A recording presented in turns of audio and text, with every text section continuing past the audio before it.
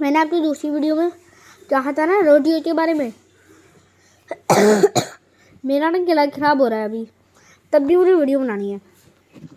Mummy कहती है कि मत बनाओ यूट्यूब में वीडियो, पापा भी कहते हैं मत बनाओ नहीं होता तो छोड़ दे, लेकिन मैं नहीं माना, मैं चढ़ते रहा और एक दिन सफलता खुद ही मेरे पास आएगी और मेरे हाथ पैर दबाएगी।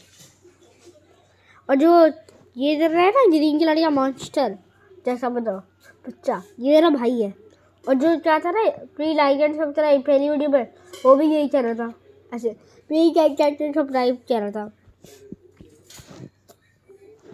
अब आप इससे मिलिए,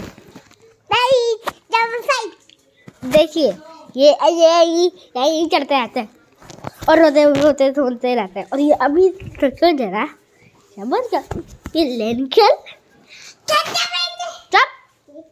मारो